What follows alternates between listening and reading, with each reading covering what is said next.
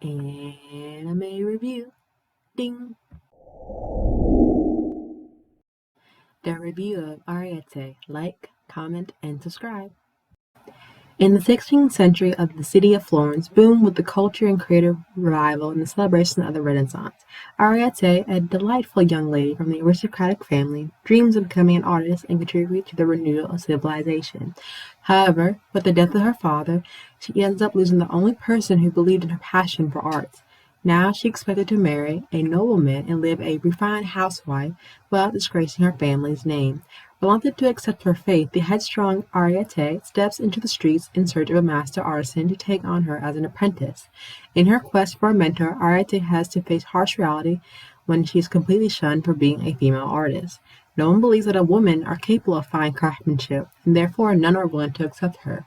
Luckily, a renowned artisan by the name of Leo is persuaded to take her as his disciple since he has none anyway, and thus Ariete begins her new life, far from the comfort of her noble upbringing. As an apprentice, she must earn her keep while tackling various challenges along the difficult path to become a full-fledged master artisan. To start off this lovely review, this anime has about 12 episodes. It premiered in the season spring for 2020. It premiered April 4th, 2020 to June 20th, 2020, based on the license of Funimation and on Crunchyroll. It also has a manga series. It's based off a genre between drama, historical, romance, seinen, and slice of life. Each episode is 20 minutes per episode and it's rated PG-13. Now, what I like to say about this is that I love anime that go back to the historical past of any lovely historical theme, especially the Renaissance art, which is my lovely genre of art and rebirth and renewance of civilization, which I love.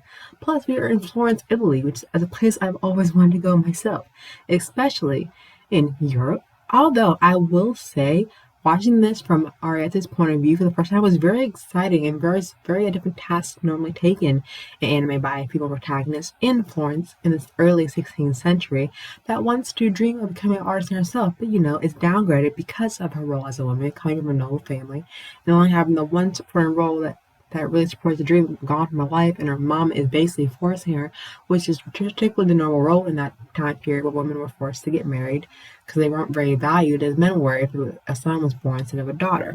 Now, I mind you, it is based off of a manga series. I have yet to read it, but I will.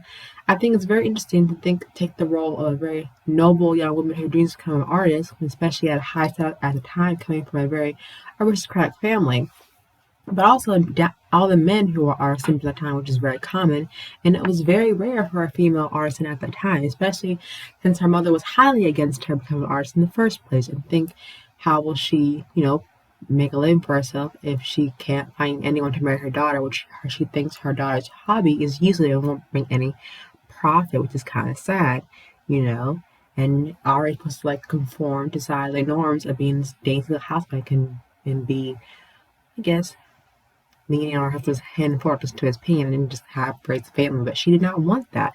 No, she wanted to escape from her noble upbringing and wanted to, and I quote, wanted to be the first rare female artisan.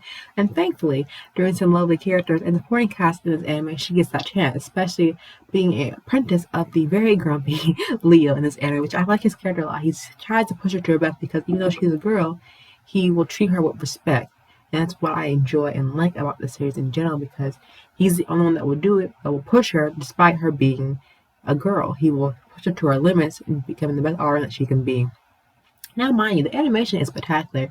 There's nothing true that stand out to me. It was very bright, very vivid. Every detail flows nicely between the clothing, the decorations, the texture of food, the clothing, jewelry, and the lace. It was very lovely. I'm like, the people who animated this series took a really good job doing the series. And I also think the main themes here are just because you're a woman doesn't let that define you, what you can do in life, especially has that whole upbeat determination. Don't let anyone tell you you can't do it. You strive toward your dream.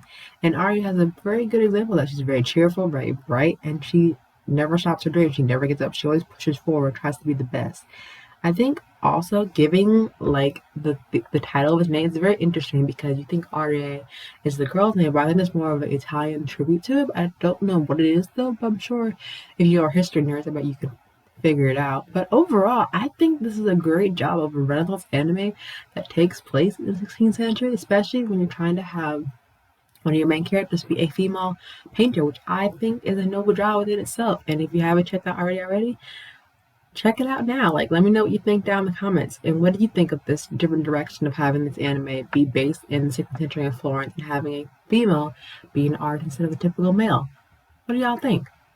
Thanks for tuning into my review. Give this big video a thumbs up. Let me know that you like it. And don't forget to comment down below in the comment section. Let me know what animes you want me to review next and what you want me to see.